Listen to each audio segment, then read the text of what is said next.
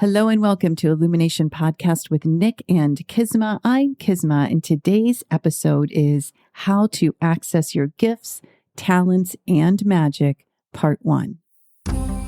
Hello and welcome to Illumination Podcast with Nick and Kisma, bringing you ancient wisdom for modern day success so that you can have the mindset to get your life and business set. As always, thank you for tuning in. And if you're new to the podcast, take a quick second to hit the subscribe button in iTunes, SoundCloud, or Stitcher. If you want to get the inside info for this and every episode, as well as some free gifts, go to illuminationacademy.net/podcasts. And now let's dive in to get your mindset for your life and business set.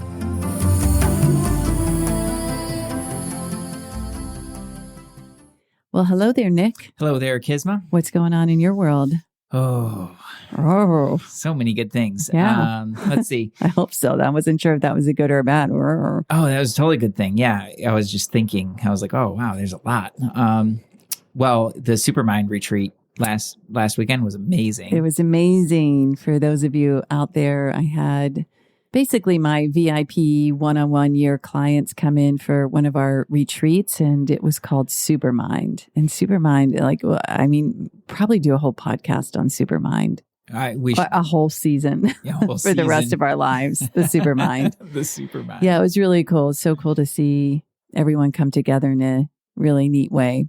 Yeah. It was a really lovely retreat. You did an amazing job leading it. It's always fun for me to be a part of those things. And I got to do a little bit of what I do too, which was super fun. You got to do some healing. It was cool. Yeah, it was really cool. And we brought back an exercise that we just haven't done in a really long time. That was... You did that one really well, the full potential exercise. I had forgotten how incredibly powerful that is, actually. It's so simple and so powerful. Yeah, that's great. Yeah. And I'm excited to be kicking off another series. This is going to be kind of cool. And just to give you credit, this was Nick's idea because he's all about the magic and the gifts and all that cool stuff. And, I know when people come to you, whether they're doing healing, coaching, or one of your certifications for energy mastery, most people are looking to unlock something in themselves, but I bet they don't always know what it is.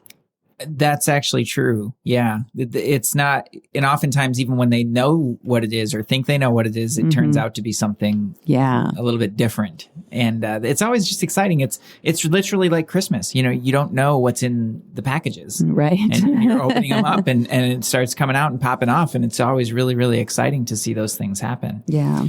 So it's not, but I don't mean it just in the context of, healing or esoteric sorts of things like that. That's another conversation we'll have another time. But really, this is in a very real way in our world, our gifts and our talents, our magic, are things that make us so incredibly unique and so valuable in the world. Yeah. I love that, and it's something we talk about a lot, about not living in the box, not living from certain limiting beliefs. So today's episode is really focusing on just being able to find them, know what they are, bring them out. Like, what are we really focusing on in this first part? In this first episode, I think it's important to identify the gifts. Identify, that would make sense. Because if we don't identify them, we don't know we have them. Right. Well, yeah. Then what, Or we won't be serious about them, or we'll make them wrong or funky or something. Yeah. It's like if you don't really know what it is that you're looking for, or what you're doing, like it's difficult to develop it. You don't have a sense of focus around, well, what exactly am I developing? What is my superpower here? And so identifying it becomes a really important part of the conversation. Yeah. And just to get clear enough that you can play in a certain sandbox. I think that's actually one of the things, and it's one of the things that we've seen a lot with the Ultimate Life Tool. In fact, is there are certain features that people have. We call them features, but it's like they're different kind of motivators, so to speak. And people try to act in the world in the way that they've been taught, rather than what's truly authentic to them. Right. And they wind up burning a ton of energy, winding up super depleted, and feeling kind of like a fool sometimes for just like what's wrong with me? Like, this is so hard for me. It seems so easy for everybody else. Like, what's wrong with me? Exactly. Yeah, I did the Ultimate Life Tool on a student the other day, and she's like, I was always trying to make myself wrong. So if you're interested in that, send us an email, info@sourcemovement.com. It's a great tool. The motivators and traits are kind of what, we come from the physical perspective, and features and talents and gifts are authentic in us. So it's a great tool. For people that haven't done that, what do you suggest for them to identify what their magic is? Well, even with that, there's a conversation to be had that is more specific to your life, what you're doing and the way that you're doing things. Right. So it's important to have either way. These are things, this is how I think about it, is certainly there's skills that we can develop through our lifetime and everything like that. There's something that each and every one of us, or some things maybe more accurately, that we each and every one of us walked in with. These innate kind of talents, this innate way of being, this innate sensibility about certain things. When it comes to, like, I think about it in the context of energy healing a lot. And it's like, okay, well, people are working with energy. It's like you've been working with energy your whole life. This is a really great distinction. So you've already been doing it. Right. And you just didn't know you were doing it. You just didn't know that you were doing it, or you didn't think that it was what it was. And so you adopted a certain kind of language around it, a certain way to describe that, maybe not outwardly, but at least inwardly in your head, your way of thinking or relating to things. So you've actually been working with energy your whole life. You just haven't really dialed in the language that you're using to do that. And once you start to find that part of it, then you can start to, now you're narrowing it down. You're at least in the ballpark. Right. And then you can start to play around in that area to really start to refine it. Right. I love that. That's a great way to put it. And I bet many of us, I don't know about you listeners, but I remember doing little magical things when I was a child, whether it was through a thought process or play or whatever. And then at some point, an adult would be like, yeah, don't do that. Or we don't talk to make-believe playmates, or don't wave your hands like that, where somebody makes it wrong in us. Yeah. I think that happens to a lot of people. And so then as we're growing into teens and adults, and we just start to think or behave according to what other people have told us or put on us. And that's anti-magic. That's anti-gifts. Yeah, well, that's when we start. Yeah, I agree with you. And that's where we start to just act inauthentically. Right. So if you want to be successful in the world, if you want to get the good grades, if you want to be the good student, here's the things that you do. Here's the boxes that you tick. And if you don't tick those boxes, then you're a problem. Right. And it's sad. I mean, yeah, think about it. I mean, that's part of, the challenge of our educational system is putting 20, 30 kids in a room. Yeah, having to tick all these boxes when some kids aren't supposed to tick them. Yeah, just teaching them all in a certain way. And the teachers are the front line. I can't imagine, the gifts and talents that they have in order to be able to just be in that space and to do what they're doing. It's truly extraordinary. And to do it within the system that we have, which is really constrictive. So you're a little kid and you tick all the boxes and you do all the right things. But then one day you start to grow up a little bit and start to grow into yourself in a brand new way. You really come into your maturity, your adulthood, and these things start to express. But if you haven't really had a voice for them for so long, and you've been trying to fit into this other little box that says, oh, here's the things that you have to do to be successful in the world. And if you don't, you better look out. So it represses all these things. Yeah. And then we wind up one day just waking up. I don't know about you, but this happened to me, where one day I just woke up and I was like, I don't want to do this anymore. I don't want a job that tells me what I'm going to be doing a year from now and tells me when I can take time off for myself. I don't want to do my life that way. Right. And I have other talents. Like, see, what was interesting about me is that I was kind of in a certain way, in a personnel role. I was in a certain role where I love people. Like, I'm so fascinated with people. People are amazing. And I got to have, to communicate with them. I got to work with them. I got to do all kinds of really cool things around that.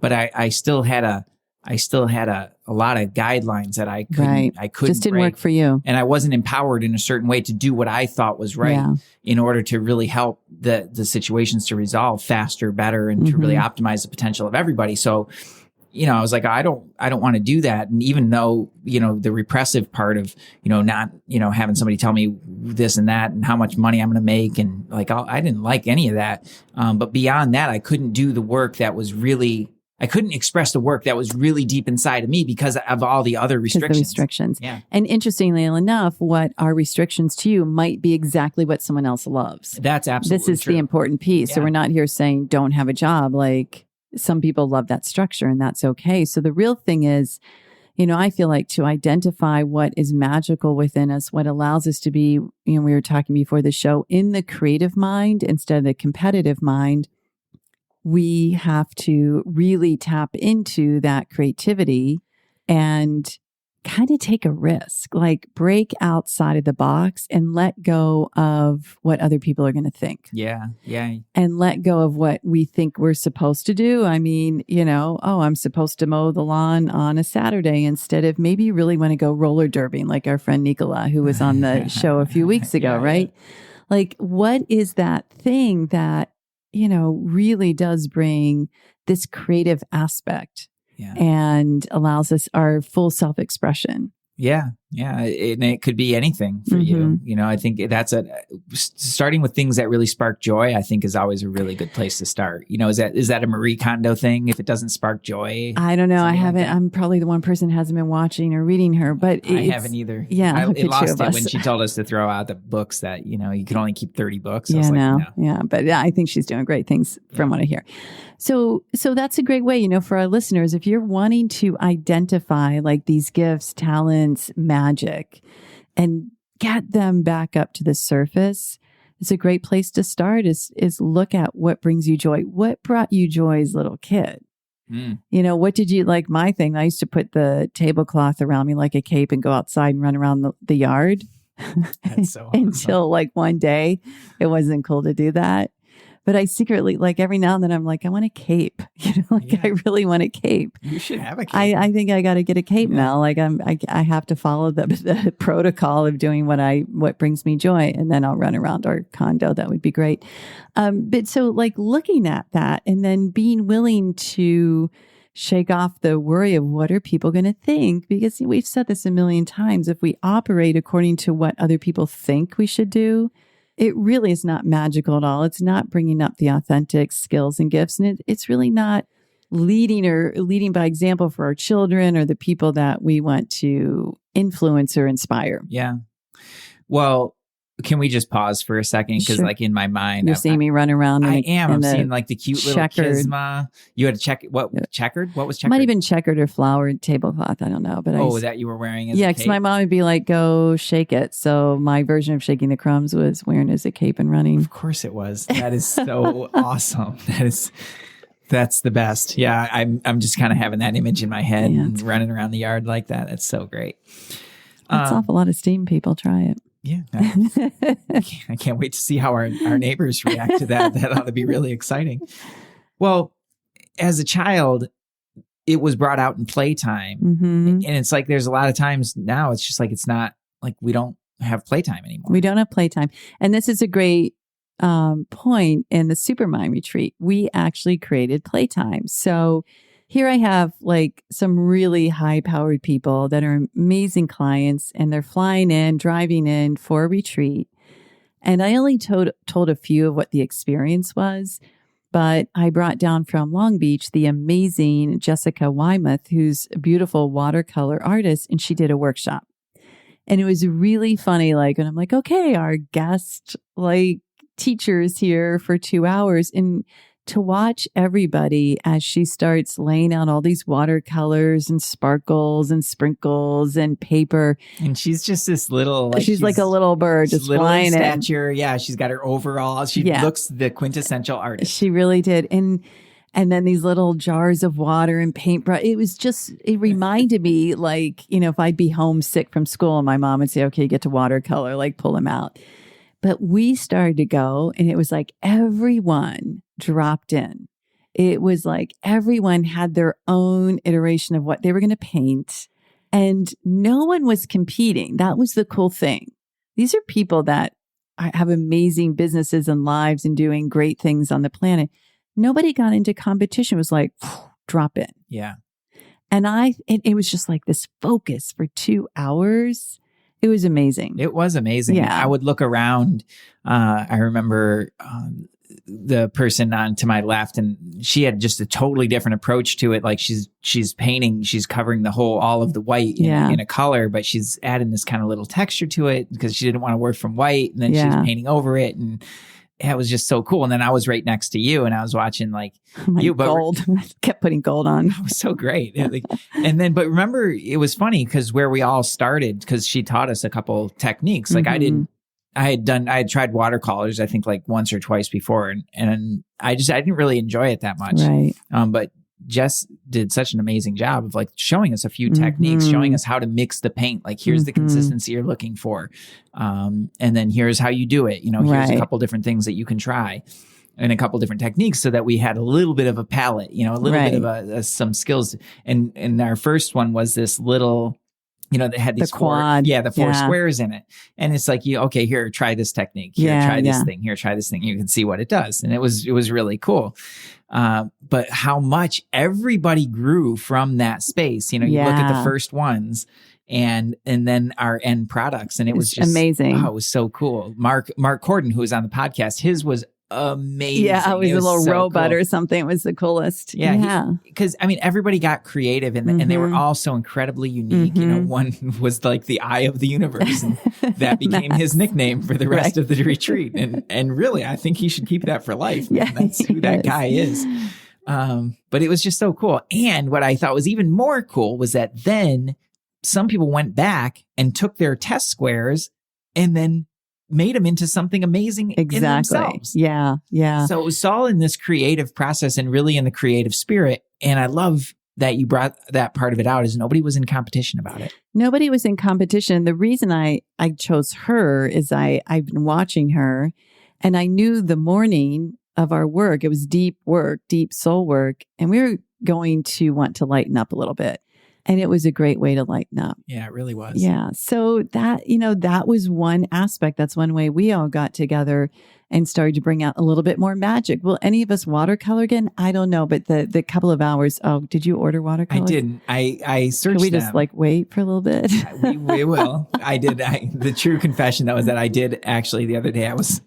I was researching maybe it's a good birthday good set to buy present. Maybe let's just wait till July. We're waiting. Okay. I did not buy anything. I was like, it was so much fun. Like, I really enjoyed it. It was great. Yeah.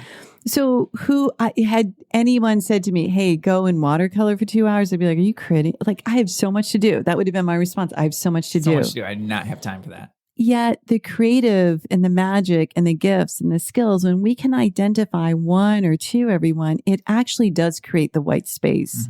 Even though we might be in color, there is space that's being created in our mind, in our soul, in our presence, so that whatever we do on either side of it is more dynamic. Yeah.